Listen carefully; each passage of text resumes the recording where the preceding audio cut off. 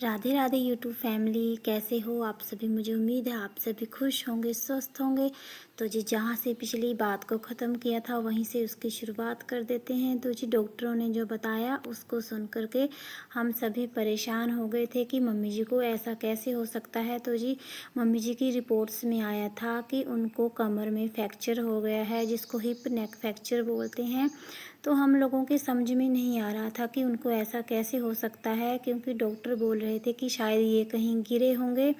लेकिन हमने मम्मी जी से बार बार पूछा कि आप अगर कहीं गिरे हो तो प्लीज़ हमें बता दीजिए। लेकिन मम्मी जी ने बोला कि नहीं, मैं कहीं भी नहीं गिरी थी, क्योंकि वो बाहर कहीं जाती ही नहीं थी, बस घर में ही आंगन में ही घूमते थे। अगर उनको कहीं घूमना फिरना होता था तो उनको उनके साथ हम लोग ज़रूर जाते थे। तो जी ऐसा कैसे हो गया, तो हम लोगों के समझ में नहीं आ रहा था।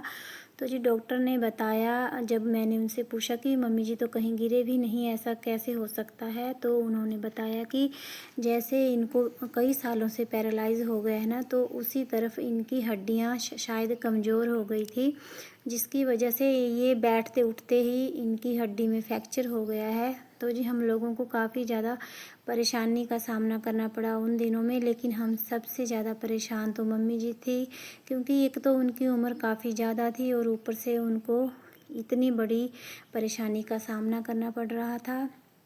तो जी उसके बाद हम लोगों ने डॉक्टर की सलाह ली। उन्होंने ऑपरेशन करवाने से बिल्कुल ही मना कर दिया था, क्योंकि एज ज़्यादा होने की वजह से डॉक्टरों ने कहा कि शायद ही ये ऑपरेशन की दर्द सहन कर पाएंगी। इससे तो अच्छा है आप इनकी घर में ही सेवा कर लो। लेकिन बच्चों का मन कहाँ मानता है माँ को तकलीफ़ में देख करके। तो इसीलिए हम लोग उनको जो एम्स बिलासपुर में बनाया गया था वहाँ लेकर के गए। तो जी वहाँ मम्मी जी को 2 से 3 दिन रखा गया, लेकिन वहाँ पर भी उनको कोई भी आराम नहीं मिला और वो लोग भी ऑपरेशन करने से कतरा रहे थे।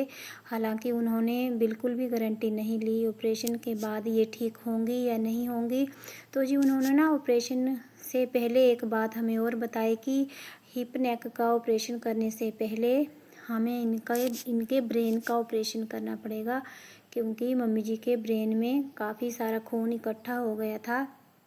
तो जिससे तो हम लोग और भी ज़्यादा डर गए, क्योंकि ब्रेन के ऑपरेशन की तो बिल्कुल भी गारंटी वो लोग नहीं ले रहे थे। तो इससे तो अच्छा था कि जितने दिन मम्मी जी हमारे साथ हैं उनकी हम अच्छे से सेवा वगैरह कर लें।